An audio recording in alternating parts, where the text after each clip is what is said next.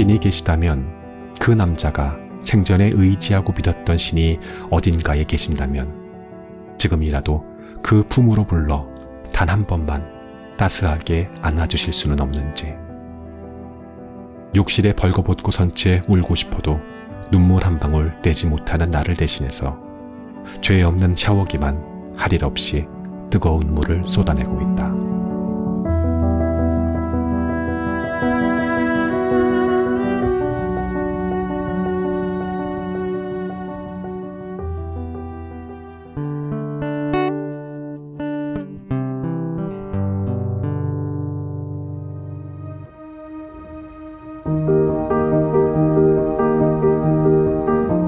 책 읽는 자작나무입니다. 죽은 자의 집 청소라는 제목만으로 이게 어떠한 책일까 가늠이 되십니까? 이 책의 작가는 특수 청소부입니다. 말 그대로 죽은 이들을 위해서. 죽은 사람들을 위한 일은 아니겠군요. 남아있는 사람들을 위해서. 죽은 이들이 떠나고 난 뒤 그 공간을 청소해주는 사람입니다. 저는 이런 종류의 직업군이 있다는 것을 몰랐습니다. 없으리라고 여겼던 것은 아닌데 마땅히 있을 것이다 라고도 생각해 본 적이 없었더라고요. 그러나 유족이든 유족이 없는 사람이라면 그 어느 누군가라도 해야 될 일이지 않습니까? 누군가가 세상을 떠나고 난 뒤에 자리를 치워주는 일을 하는 사람. 그가 청소를 하며 알게 된 사실들과 사색이 담긴 글입니다. 김영사에서 출판되었고요. 작가 김완이 그 주인공입니다.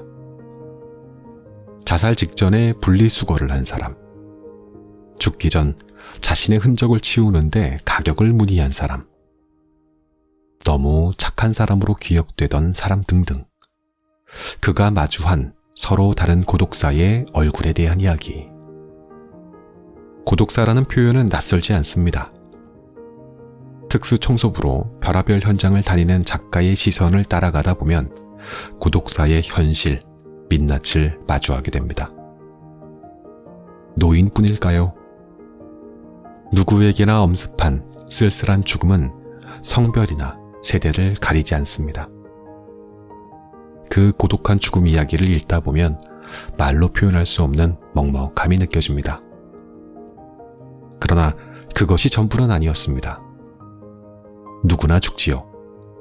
고독하게 죽건 아니건 우리 모두는 언젠가 떠날 것이고요. 떠나고 난 뒤에 우리의 자리를 생각해 보는 것은 더할 수 없이 가치 있는 시간이 되었습니다. 언제나 그렇듯 어떻게 살아가야 하는가를 고민해야겠거든. 우리는 어떻게 죽을 것인가를 먼저 생각해 봐야 합니다. 그게 맞는 순서입니다. 끝까지 함께 해주십시오.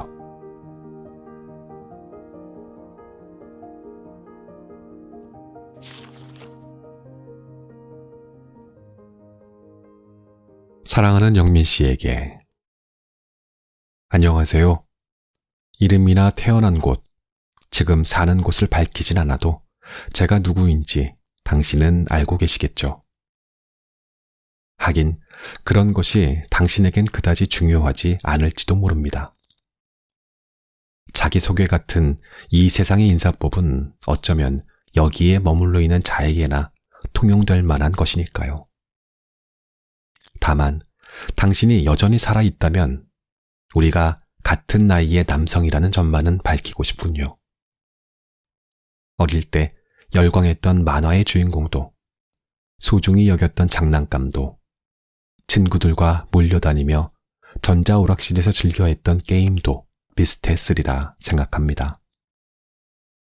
우리가 청소년 시절에 따라 부르곤 했던, 또 성인이 되어서 친구와 어울리며 함께 노래방에서 부르던 유행가도 겹치는 것이 많았겠죠. 두꺼운 앨범 사이에 정리되지 않은 채 꽂혀 있다가 우연히 바닥으로 흩어진 사진들 사이에서 군 복무 시절의 당신 모습을 보았습니다. 지금은 이름은커녕 얼굴조차 낯선 동기들과 함께 찍은 제 훈련병 시절의 초췌한 모습처럼 당신 역시 야위고 창백한 얼굴이었습니다. 당신은 오랫동안 병을 앓았던 것 같아요. 당신이 쓰러진 곳에는 많은 양의 피가 굳어 있었습니다. 엎드려서 토했을 뿐만 아니라 누운 채 기침을 했는지 검은 피로 베개와 침대의 이부자리가 물들었고 작은 핏방울 여럿이 천장 높이까지 튀어 있었지요. 제가 사다리를 밟고 서서 직접 천장의 벽지를 뜯었기에 그런 사소한 부분까지 발견할 수 있었습니다. 당신은 매번 끼니마다 20알이 넘는 약을 드셔야 했죠. 약 봉투와 처방전이 당신의 어질러진 책상에 수북히 쌓여 있었습니다. 어쩌면 언젠가부터 약 먹는 일을 포기한 것은 아닐까 우려가 들 만큼 많은 양의 약이 그대로 남겨져 있었습니다. 당신이 혼자 살기엔 무척 넓은 아파트였습니다. 당신이 쓰러진 채 발견된 작은 방을 제외한 나머지 방은 살림살이가 어지럽게 쌓인 채 먼지가 잔뜩 앉아 있었죠. 한동안 아무도 드나들지 않아서 흡사 창고 같았습니다. 안방으로 썼을 법한 가장 큰 방의 책장 위에서 신문지로 감싸놓은 결혼사진 액자를 발견했습니다. 하얀 예복이 어울리는 남자는 무척 드물지만 당신은 예외로 하고 싶더군요. 그저 미소를 짓고 서 있는 당신과 달리 신부는 당신 앞에 앉아서 가지런히 이를 드러내며 환하게 웃고 있었습니다. 하얀 옷에 하얀 장갑을 낀 두 사람의 사진을 보면서 문득 겨울이 끝날 무렵 어둡고 바싹 마른 나뭇가지에서 보란듯이 피어난 하얀 목련꽃이 떠올랐습니다. 결혼 액자들 옆에는 여러 스포츠 브랜드의 신발 상자가 가지런히 놓여 있었고 그 안에는 꽤 많은 편지와 엽서, 카드 따위가 들어있었죠. 흰색 드레스를 입은 그녀가 그동안 당신에게 썼다는 사실은 봉투마다 직접 쓴 예쁜 글씨만 봐도 알 수 있었습니다. 봉투와 엽서에는 한결같이 동그랗고 조그만 글꼴로 사랑하는 영민 씨에게 라고 적혀 있었습니다. 제가 이 모든 것을 유품으로 보존할지 물었을 때 당신의 동생은 한순간도 머뭇거리지 않고 사진과 편지는 남김없이 버려달라고 했습니다. 그때 비로소 당신과 그녀가 진작 헤어졌다고 짐작했습니다. 당신이 살아있는 동안 소중하게 간직해온 여러 사연은 이윽고 거대한 봉투에 담겨서 몇 주 동안 여러 폐기물 처리 시설을 전전하다가 마침내 한 줌도 못 미치는 보잘것없는 회색재가 될 것입니다. 바람이라도 불면 그마저도 오간데 없이 흩어져 결국 아무런 흔적도 남지 않겠지요. 그런 생각이 들면 때때로 우울하고 무기력해집니다. 제가 심란한 이유는 어쩌면 이미 거기에 없는 무언가를 여전히 보기 때문인지도 모르겠습니다. 오늘은 오후 내내 당신의 동생에 대해서 생각했습니다. 우리가 소독 작업에 열중하던 이른 아침에 이제는 아무런 살림도 남지 않고 모든 방과 거실의 장판은 모두 뜯어져 사라지고 벽지까지 모조리 벗겨져 그저 회색 콘크리트 벽으로만 존재하는 이 집에 당신의 동생이 찾아왔습니다. 출근하는 길에 일이 잘 마무리되는지 보러 잠시 들렀다고 했습니다. 침묵을 지킨 채 빠른 걸음으로 거실과 화장실, 베란다 여기저기를 둘러보던 그는 당신이 머물던 작은 방으로 들어가서는 한동안 나오지 않았지요. 10분이 넘도록 아무런 기척이 없자 약간 걱정스러워서 슬그머니 그 방 앞에 가 보았습니다. 당신의 동생은 방 한가운데 우두커니 서서 문 쪽으로 등을 보인 채 양손으로 입을 막고 거칠게 어깨를 들먹이고 있었습니다. 저는 아무런 소리를 내지 않고 그토록 오랫동안 서서 우는 남자의 뒷모습을 여태껏 본 적이 없었습니다. 저는 당신의 동생을 그대로 내버려 둔 채 잠자코 걸음을 뒤로 물려야 했지요. 그러고서 문을 열고 사용했다가는 이웃에게 곧잘 항해를 받을 만큼 시끄러운 소리를 내는 전기 분무기의 스위치를 켜야 했습니다. 왜냐면 저는 당신의 동생처럼 아무 소리를 내지 않고 울지는 못하니까요. 고맙다는 말을 던지며 황급히 집 밖으로 나가는 그를 보고도 말문이 막혀 아무런 인사말도 꺼내지 못했습니다. 저에게도 형제가 있습니다. 우리는 일찍 부모를 여의고 그저 1년에 한두 번 전화로 안부만 물을 뿐 만나지 못한 지 오래되었죠. 제가 먼저 전화를 건 지도 꽤 오래된 것 같군요. 오후 내내 당신의 동생을 떠올리며 제 형에 관한 생각을 멈출 수 없었습니다. 언젠가 당신의 동생처럼 내 형을 위해 그토록 오랫동안 울어줄 수 있을까요? 그리고 형도 나를 위해 그렇게 한참 동안 소리 없이 어깨를 들먹이며 울어줄 수 있을까요?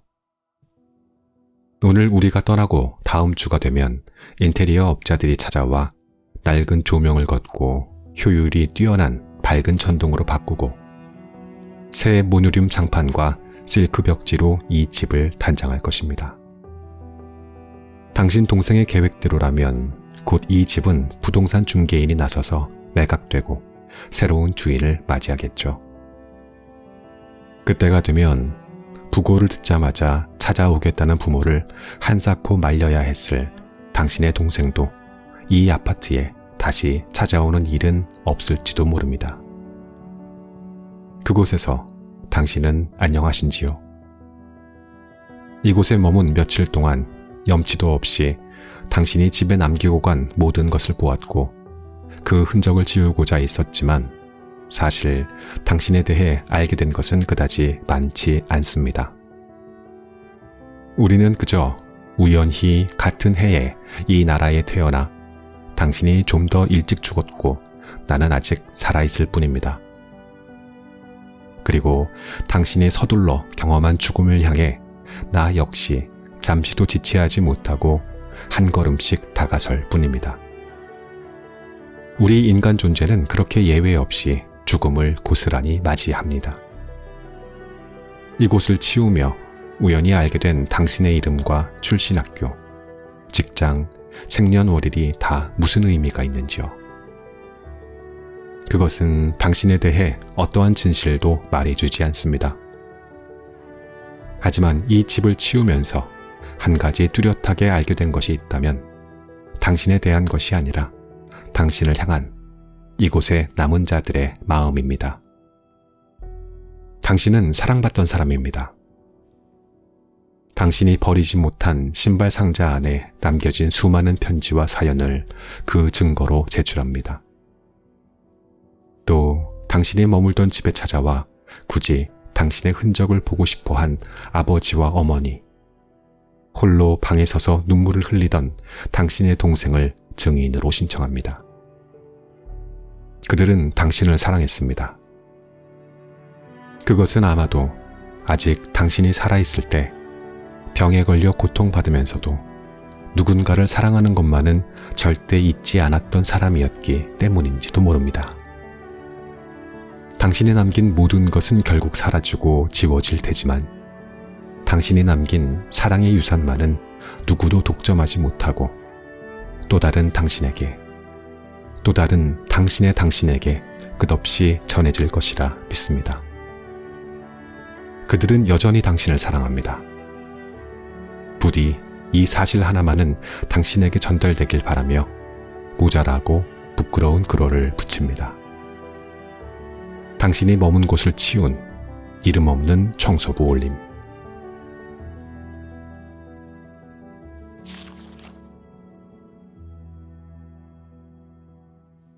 가격. 매일 근해에 나가 고기를 잡거나 연해에서 양식업을 하는 어부처럼 아침에 눈 뜨자마자 일기예보를 본다. 밤에도 마찬가지. 매일 밤 잠자리에 들고서 책 읽는 신용이라도 해보는데 언제나 10분도 못 버티고 내려앉는 눈꺼풀을 올리기 위해 사투를 벌인다. 그 와중에도 가까스로 휴대전화로 내일 날씨만큼은 확인한다. 기상청에서 안내하는 시간별 하루 날씨뿐만 아니라 일주일 예보와 전국 날씨도 함께 눈여겨본다. 죽음이란 때를 예정하지 않고 무시로 찾아오는 것. 급작스러운 연락을 받았을 때 미리 머릿속에 그려진 날씨 예상도에 따라 적절하게 일정을 계획하는 것도 이 일을 수월하게 이끄는 요령이다. 미리 확인해둔 일기예보와 달리 아침에 일어났을 때 비는 내리지 않았다. 커튼을 들추어 아침에 어둑하게 낮게 깔린 구름장을 보자니 이제라도 비가 내릴지, 지금은 그쳐서 물러가고 있는지 분간할 수 없었다. 커튼을 여미고 거실 등 스위치를 켜자 마침 기다렸다는 듯 전화가 걸려왔다. 7시가 되려면 20분쯤 기다려야 한다. 상담 전화가 걸려오기엔 너무 늦었거나 이르다. 유족이 장례식장에서 밤을 지새우며 전화를 걸어오는 경우가 종종 있지만 대개 자정을 지날 무렵부터 새벽 2시를 넘기지 않을 즈음이다. 견적 문의드립니다. 벌써 전화를 받으시네요? 예, 안녕하세요. 어떤 상황이신가요? 편하게 말씀 주세요. 중장년 남성의 목소리. 50는 넘은 것 같지만 그렇다고 60이 넘은 것 같지는 않다. 차분하다기보다는 무겁게 가라앉은 음성이다. 깊은 우물 아래에서 두레박으로 물을 길어 올리듯 아득하다가도 어느새 또렷해지는 목소리다. 어쩌면 상대는 꼬박 밤을 새웠는지도 모른다. 죽은 사람 집 하나를 완전히 정리하는데 돈이 얼마나 드나요? 병원이 아니라 집에서 돌아가셨나요? 네, 그렇다 치고요. 그렇다 치다니 뜨악한 대답이다.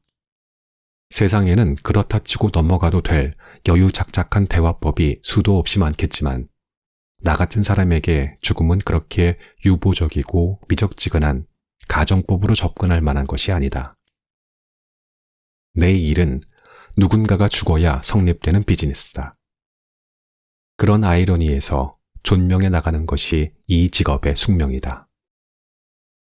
네, 집에서 돌아가셨다면 아파트, 원룸, 다세대 주택, 어떤 타입인가요? 주택입니다. 일단 대화는 그대로 이어진다. 몇 평쯤 될까요? 글쎄요, 한 30평 되려나? 그럼 방 3칸, 화장실 2칸, 거실과 베란다가 있는 구조인가요? 화장실은 하나입니다. 몇 층에 있나요? 살림을 내릴 때 사다리차를 써야 할지 파악하려고 여쭤보는 겁니다. 사다리차? 아니, 그냥 돈이 얼마나 드냐고요. 차분했던 그의 목소리에 한순간 풍랑이 인다. 가라앉은 목소리와는 달리 그의 심경은 예민하고 고조된 것 같다. 상대방 기분의 높낮이에 맞춰서 적절하게 달래가면서 물어보는 수밖에 없다. 허들이 낮으면 닿지 않도록 훌쩍 뛰어넘어야 하고 허들이 높으면 림보 게임처럼 몸을 낮춰서 슬슬 지나가야 한다. 가까운 이가 죽었을 텐데 어떻게 마음이 평탄할 수 있으랴. 꼬치꼬치 캐무는 것처럼 느끼면 대화 자체가 못마땅할 수도 있다. 나로서는 침착하고 끈기 있게 알아내는 수밖에 다른 방법이 없다. 친절을 잃는 법 없이 그곳에 놓인 상황을 제대로 유추해내는 것. 그것 또한 서비스업에 종사하는 직업인으로서 고객을 존중하는 방식이다. 대답하기가 번거로우시겠지만 폐기물 양에 따라서 요금이 달라지기 때문에 가능한 한 자세히 알려주시는 게 도움이 됩니다. 집 전체를 정리하는 것이니까요. 포장이사도 견적을 낼 때 장롱은 몇 자인지, 냉장고는 몇 리터 용량이고, 침대는 몇 개인지 세세히 알아야 하잖아요. 뭐 그건 그렇겠죠. 다행히 상대가 수긍한다. 높은 허들 하나를 넘은 셈이다. 목소리가 가라앉아 있다고 해서 감정마저 가라앉았으리란 법은 없다. 고인이 집에서 며칠 만에 발견되었나요? 이 질문에 문득 상대가 침묵한다. 여보세요? 잘 안 들리십니까? 아, 아닙니다. 경찰이 사망 추정 시간을 파악하지 못했거나 미처 말해주지 않는 일도 흔히 있으니까요. 혹시 대충이라도 모르세요? 또다시 침묵이 돌아온다. 전화기 너머 당황하는 상대가 보이는 것 같다. 허들이 다시 길게 늘어선다. 며칠이면 되는데요? 한 일주일? 전화기 너머에서 허허허 하며 나지막이 터뜨리는 웃음소리가 들린다. 슬슬 상대의 진위가 의심스러워진다. 이 남자의 귀지는 뭔가 수상쩍다.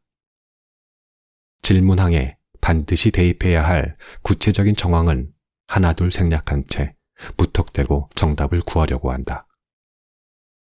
또 다른 질문을 던지자 역시 궁색한 대답이 돌아오고 내 의심은 점점 굳어진다. 지금 나를 테스트하는 것인가? 마치 프랜차이즈 본부에서 손님으로 위장해서 가맹점에 보낸 평가 담당자 같다.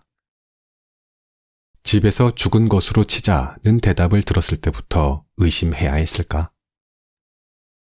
짚히는 바가 전혀 없는 것도 아니다.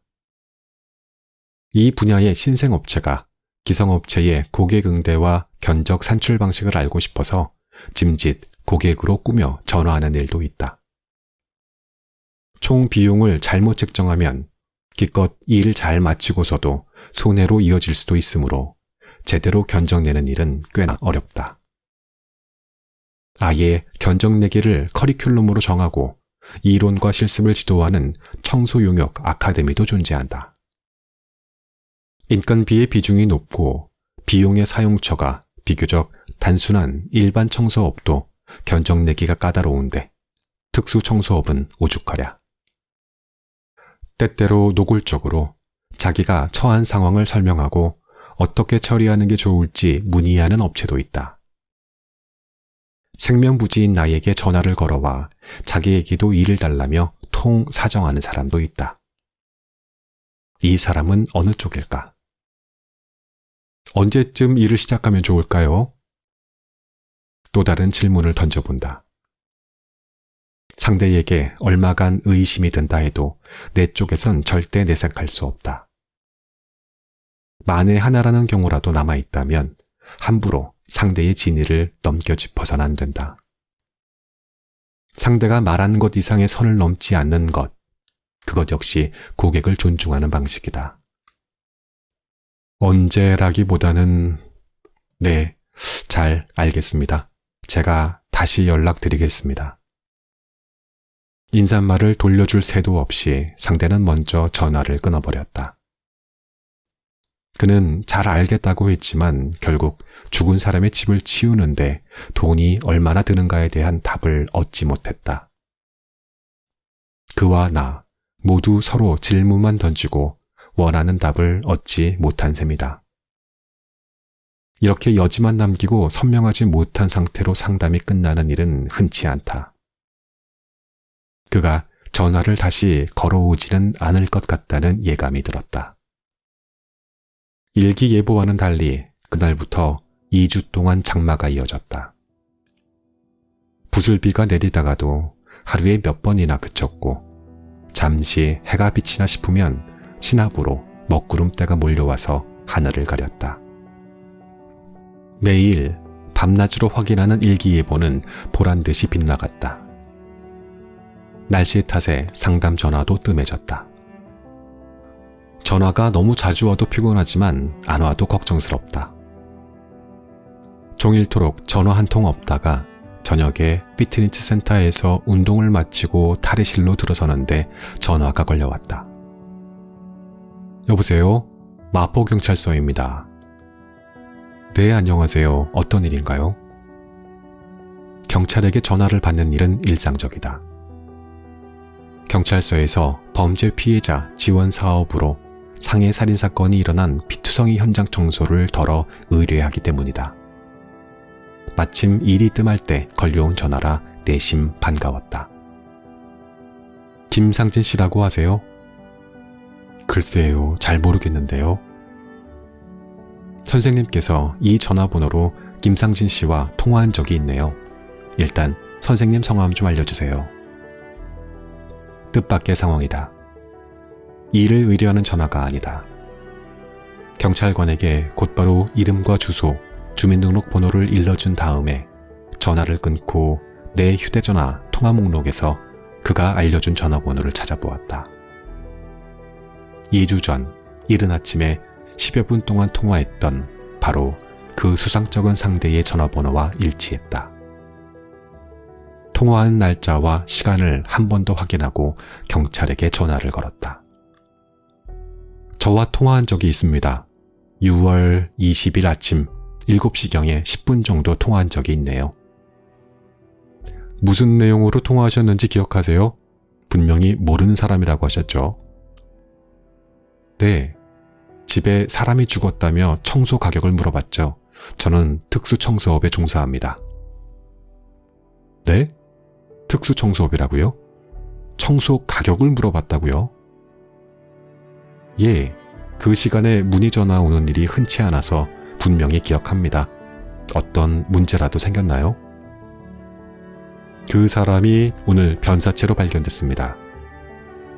통화 목록을 보면서 죽기 직전에 마지막으로 통화한 사람들을 확인하고 있고요.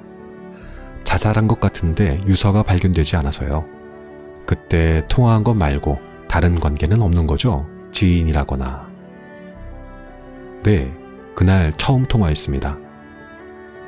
사람이 죽었다면서도 현장 설명을 안 하려고 해서 저도 좀 이상하다고 생각했습니다. 이동통신사에 그날 제가 한 통화 내역을 조회해 보셔도 좋습니다. 경찰은 다시 연락하겠다며 전화를 끊었다. 땀투성이였지만 평소처럼 피트니스 센터의 공동욕실에서 샤워할 엄두가 나지 않았다. 옷을 갈아입고 곧장 집으로 돌아와서 소파에 한참 동안 멍하니 앉아 있었다. 어떠한 생각도 떠오르지 않았다.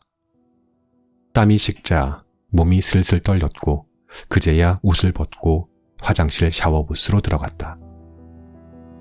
정수리 위로 뜨거운 물이 쏟아졌다. 레버를 끝까지 돌려서 가장 뜨거운 물이 나오게 했지만 그 온도가 내 몸 깊은 곳까지 전해지지 않았다. 도리어 명치께가 점점 차갑게 얼어붙는 것 같았다. 한동안 잠자코 눈을 감은 채 뜨거운 물을 맞고 있으니 그 남자의 낮은 음성이 떠올랐다. 집에서 돌아가셨냐는 내 질문에 그렇게 치자는 대답. 죽은 지 일주일이면 되겠냐며 반문하며 웃던 기억이 하나둘 떠올랐다. 그의 종잡을 수 없는 태도와 머뭇거리며 대답을 망설였던 이유는 너무나 명백했다. 그때까지는 아무도 죽지 않았으니까. 자살을 결심하고 그 뒤에 수습할 일까지 염려한 남자. 자기 죽음에 드는 가격을 스스로 알아보겠다며 전화를 건 남자. 도대체 이 세상에는 어떤 피도 눈물도 없는 사연이 있기에 한 인간을 마지막 순간으로 밀어붙인 것만으로도 모자라 결국 살아있는 자들이 짊어져야 할 죽고 남겨진 것까지 미리 감당하라고 몰아세울까. 나처럼 온갖 일을 겪으며 매사에 동요가 없어진 무감한 자신보다는 좀 따뜻하고 인간적인 사람과 대화하는 편이 낫지 않았을까. 그가 마지막으로 건 전화였다면 말이다. 죽은 자의 집을 치우는 견적을 정확히 내겠다며 내가 건넨 질문 하나하나가 아직 살아있던 그의 가슴 곳곳을 예리하게 찔러대는 송곳이 되지는 않았는지, 건넨 단어 하나하나가 자신의 죽음을 실감케 하는 비정하고 뼈저린 암시가 되지는 않았는지, 그저 미안하고 부끄럽고 고개 들 염치도 없다. 신이 계시다면, 그 남자가 생전에 의지하고 믿었던 신이 어딘가에 계신다면 지금이라도 그 품으로 불러 단 한 번만 따스하게 안아주실 수는 없는지. 욕실에 벌거벗고 선 채 울고 싶어도 눈물 한 방울 내지 못하는 나를 대신해서 죄 없는 샤워기만 할 일 없이 뜨거운 물을 쏟아내고 있다.